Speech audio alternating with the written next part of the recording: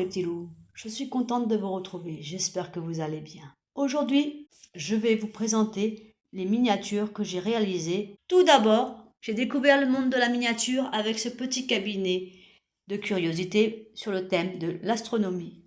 Il a été très facile à réaliser et très agréable. Ensuite, comme nous approchions de la période de Noël, je me suis attaquée à ce joli food truck. Plutôt haut en couleur, sa petite roue, c'était vraiment le début de la féerie. Je m'y suis vue dans cette maison de Noël. La cheminée, les guirlandes, le belvédère, toutes ces couronnes de Noël et le traîneau au bord de la neige. Je n'en pouvais plus. J'étais complètement noyée dans la féerie de Noël. Les fêtes s'en sont allées, mais j'avais encore besoin de douceur.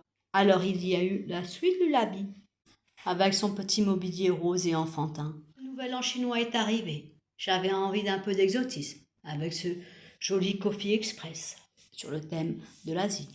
Enfin, il était l'heure d'un moment cocooning dans cette Family Hall. Une grande première pour moi avec ce plexiglas. J'ai adoré faire ce canapé, ces petits coussins. C'était un vrai plaisir. Avec ce cabinet de curiosité, Pinter's Atelier, je me suis pris pour Van Gogh, avec ses pots de peinture et ses petits tubes. Toujours dans la série des curiosités cabinet, j'avais envie d'un peu de douceur, un peu de sucrerie, avec la Candy Market. Avec celle-ci, j'ai osé ma première modification. Simple, légère, juste 2 petits bouts qui ont fait de ces petits macarons des sucettes sur la devanture. Je passe enfin au modèle standard, avec la Bookshop. Un plaisir de faire tous ces petits bouquins. Et voici celle qui me correspond le plus de par son thème, la Pet Shop. Eh oui, j'adore les chiens et les chats. Et voici la première de la série des globes, celle qui me faisait énormément peur. J'ai profité de mes vacances et je me suis lancée avec la Tea Party qui me semblait la plus simple. Elle n'est pas parfaite, bien sûr, mais elle n'est pas non plus moche. Après l'aventure de ce globe, je me suis dit, pourquoi ne pas essayer celles qui me font peur? Je voyais tous ces posts parlant de la difficulté de créer toutes les petites fleurs. Je me suis donc lancée dans la Mystic Garden. Et le résultat me semble assez correct. Bien sûr, j'ai pris mon temps, ça n'a pas été facile, ça a été une des plus longues, malgré sa petite taille. Il était enfin venu l'heure de prendre soin de moi, et je suis donc allée chez le coiffeur avec la Hair Saloon. Ma plus grande difficulté et peur, c'était le petit tabouret.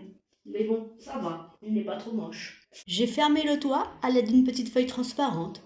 Cela la protégera un tout petit peu de la poussière. Avec ce cabinet de curiosity, appelé la tea room, c'était ma hantise, manipuler les fils de fer. Alors, ce n'est pas droit, je vous l'avoue, mais ça ressemble quand même au modèle. Pour celle-ci, je trouvais la façade d'origine trop lourde, alors j'ai fait un peu plus léger. Et voilà la toute dernière, celle où je suis retombée en enfance avec tous ces bonbons. J'en avais l'eau à la bouche. J'ai fermé le toit et j'ai fermé le côté avec toujours du papier transparent. J'espère que cette présentation vous a plu. Je voulais vous remercier de m'avoir suivi jusqu'ici. Un petit like, un petit commentaire, ça fait toujours plaisir. Et si vous ne voulez pas rater ma prochaine vidéo, pensez à vous abonner. Sur ce, mes petits bricoleurs, prenez soin de vous. Bye bye.